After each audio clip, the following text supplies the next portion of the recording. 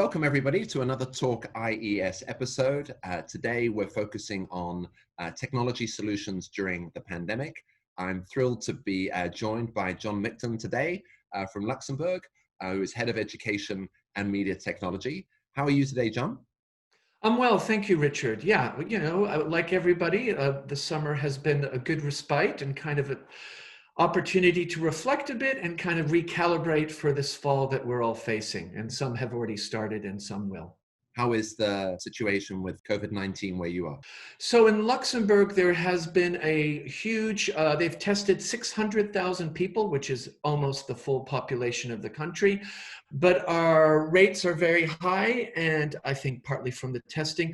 And unfortunately, there's certain places now Luxembourgers have to quarantine before visiting. I'm originally from Switzerland, and for me to go to Switzerland, I would have to quarantine first 10 days, even with a positive test, before I could go around. And so that has really, I think, highlighted how this is still something very real. It's not about to go away. And, pundits talk about first and second wave. I think we're just in one big wave with different levels of intensity. And that's where we are. But we're taking advantage of the local parks and activities that you can do outdoors, and a lot of social distancing here. Everything seems a little quieter. So before we get into the questions, would you mind just giving us a brief background on some of the schools that you've worked with and your experience? Yeah, so I started my international school career in Tanganyika at the International School of Tanzania. And we had a couple times where we just had to close for a day because in those days there was some political upheaval. It was during the transition to open elections. And then I was at the Western Academy of Beijing. And we actually, ironically, shut down for 10 days. It was when the US bombed the Chinese embassy in Belgrade. And that was really at the very early stages of internet. So I remember us sharing floppy disks and one person posting it on a very simple website as we tried to keep some semblance, but it was only 10 days. So it was, a small event. Then I was at the American School in Japan, and then in Prague at the International School of Prague, Intercommunity School of Zurich, and currently I'm at the International School of Luxembourg. So I've kind of popped around in this role in different contexts. Great, thanks for that. So let's dive in. I mean, how quickly could your international school adjust to online learning during the pandemic from a technology perspective? Yeah, so we already had an LMS, Schoology, and we had an LMS for the younger kids, pre-K through grade 2, Seesaw. So there was already a familiarity, and there was the infrastructure and the architecture. So it was quite easy to flip to those environments. What was different was those became the mainstay of everything, while before they were used more in a blended environment. So I think the pivot, and what I like to say is we pivoted to emergency learning, not online learning, because I think online learning is something very different, and it's far more purposeful, and it's very much choreographed. And I think what we did, and really credit goes to every single teacher at our school, was the capacity to really be resilient and switch literally from a Friday to a Monday to this environment. But our infrastructure was really set up. We had anticipated, we had been watching very closely what was happening in China. We had the privilege of getting a lot of input from Nanjing International School and the Western Academy of Beijing. Some of my acquaintances and friends there were very generous in sharing. So we had actually 10 days prior to having to pivot to online learning, we had asked all the teachers to take their school laptops home. We checked internet connectivity. They had to check the VPN so they were able to connect, and we could connect to them to support them. And we had, with the General Data Protection, GDPR, we'd had to do a lot of work on security prior, nothing to do with the pandemic. So all the laptops were encrypted and the security had been definitely beefed up. Always more to do, but I think on that level, we were quite well set. The issue that we definitely faced was internet connectivity in the different homes. That's something that we don't control. And so many parents had 4 or 5 members trying to connect, so they had bandwidth issues. That was definitely something that came about, and now we share different strategies how to mitigate that. But a lot of parents were working from home and had to be online, and then 2, 3 kids, and then of course all the entertainment, community building, connections with families. So I would say that the one thing that some people struggled with was the internet connectivity, which we unfortunately could not control, but we definitely had tech support. They were available through Microsoft Teams and Skype. So there were many cases where our tech team were supporting parents and teachers. And then we had a system, if any hardware broke down, we had a Dropbox at school that was disinfected, and then we would do a switch within 24, 48 hours. So I think generally that felt okay.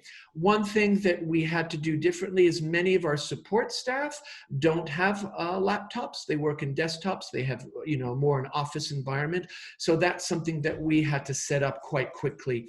And that worked out quite well. And now I think we're looking to everybody having laptops to give us that flexibility and be able to pivot between different venues, be it school or home. There's only so much you can control, and I know for a number of technology heads, you just can't control the government's internet speed and all of that. Particularly out here in parts of Southeast Asia, the internet can be terribly slow. So, I mean, what successful training strategies did you implement for teachers and also for parents during the pandemic?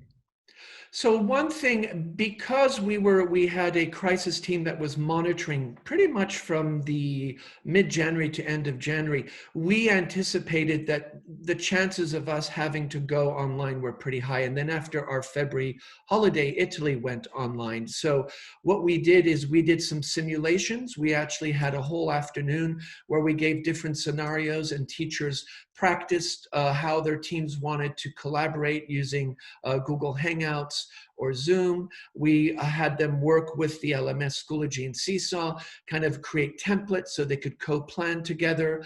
The IT team, we really checked all the systems. We also kind of simulated what it would be like to have technicians.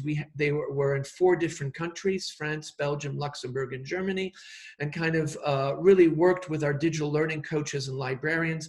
The librarians really beefed up their website, really to kind of amplify the online services available. We worked with teachers in small groups. But we had done a lot of work as we had just implemented Schoology over the last 18 months. So there had been a lot of professional development just by coincidence, I mean, for a blended learning, but that really benefited, I think, the capacity of the teachers to be able to support learning through those mediums, Seesaw and Schoology. So working with resources that you are probably already comfortable with is a common theme I'm hearing from schools, rather than trying to implement a brand new set of technology or software, right? I completely agree with you. And one thing that we were quite strict about, we really had kind of a menu that you worked with. One of the challenges we faced, and I'm sure you witnessed, there were a lot of free things floating around. Companies were saying, we'll give it for free. The issue that we face, we have general data protection. So anything that we adopt, we have to map. And there was a fair amount of frustration with that, rightly so, because there were these services that seemed pedagogically sound. But we really tried to narrow down. We had a website for the parents, and that was the only way we communicated. And then teachers, we really worked through Schoology and Seesaw. And we're quite strict about limiting the menu of choices. And the other thing we did is we had 2 YouTube channels that every Monday we would put videos up, how-tos, strategies. So we have an ISL virtual learning YouTube channel, and the librarians populate that a lot. And then we have a how-to video channel that's been going on for about almost 18 months, where every Monday we do a short 5 to 10 minute how to do something. So we really leverage that as a way for people to, on their own time, to tap into that. And then our digital learning coaches were available from 8 to 4 online. They had office hours through Google Meet, and they were constantly available, and people could jump in and do video chat or group chat. So we really leveraged, I think one of the things, having experiences in different contexts over the past, the robustness of the tools that we have today and the seamlessness, and also that people are used to Skyping their grandparents and their families. There was, it felt somewhat natural. I think our role as, education technologists was really making it more purposeful and authentic, and really creating that stability and that kind of idea. Let's not do too many different things. Let's keep it simple and let's keep it solid. And I think that's where was the challenge. And we definitely had growing pains with that. Going forward, looking at next year, I mean, what preparations will the school make in terms of, technology tools and access, for remote or hybrid learning scenarios? Yeah, so we are in a very unique position. We actually are under the Ministry of Education of Luxembourg, so we have to follow their dictates. So what we do in our school context is really guided by them, what all schools in Luxembourg have to do. So we have some flexibility, but we definitely have to abide by those rules. We're looking at 3 scenarios. One is hopefully regular school. The other one is this hybrid model.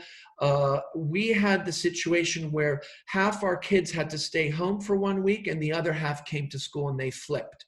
And that was very challenging. And we're looking not to do that again, but a hybrid version, maybe clusters of grades coming in and other grades at home.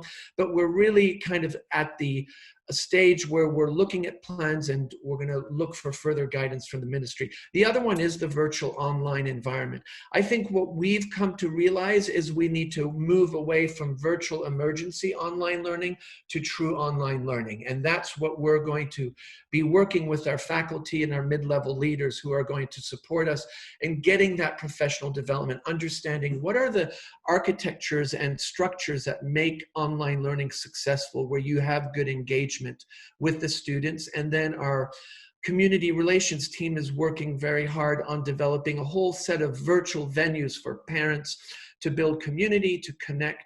And those are the areas that we feel we really want to focus on this year, is as part of our professional development. How do we leverage this online learning? One thing that I think for our school, we're a fee-paying school, our added advantage is all the extracurricular. It's all the sports, the activities, the trips to the glaciers in Switzerland and London theater, and that all has disappeared.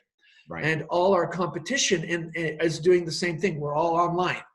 And so what is the added value of our experience to our community compared to the other schools that we have in our city? And that's something I think that many schools are grappling with. What do we provide, the type of learning that is unique and so special that you want to spend extra money to be there? And I think that's one of the challenges many international schools face in this new environment, is how do you make your online learning robust, engaging, purposeful, where people are really active and wanting to be part of that community? And that's the challenge I think we're exploring, as many other schools are. That's definitely the challenge many schools are facing, John. What will school look like actually on when do you open? What's the first day of school this semester? August 24th. What will it look like? Is it blended, or is it, do you not know yet? Well, the issue that we have, we're the first school to open up in Luxembourg. All the Luxembourg schools open up on September 15th. We have just seen that the Ministry of Education is going to release some new guidelines in August, which is now, so we're waiting. We have created a variety of different plans, and we are actually, a group of us will start work. The leadership team starts work next Monday, and that's where we're going to start refining. I think what we understand is we need to be flexible, quite open, and be able to move and really understand the moving dynamics and be able to accommodate that. So in our hearts, we would love to open on a regular way, maybe with some social distancing, temperature checks. There are different scenarios that we can put into place to increase and ensure the safety and health of our community. But I think we have 3 different versions, and I think now it's a matter of day by day seeing what makes sense within the context. And it's such an ever-changing environment that every day you wake up, it's something new. And I think this is where, you know, the leader capacity is about being versatile, being willing to collaborate, being open and flexible, and also understanding there are a lot of fantastic resources around and other educators, and really tapping into that professional learning network. So I think that's, we're continuing with that philosophy. Great. I think, all strength to you, John, for your Thank you. opening week. I'm very grateful for your time today and lots of words of wisdom for our audience. And great to see you again. Send my very best regards to Nikki. Will do. I haven't seen her since when we had an international school conference, which was, I think it was April last year, was the last time we did. That's right, at ECIS, yes. No conferences for a while, right? No, I think just virtual conferences, and there are a lot of them out there. So thank you, Richard. Really appreciate being able to share. Brilliant. Yeah, you take care. And again, thanks for your time. Bye. Thank you. Bye-bye.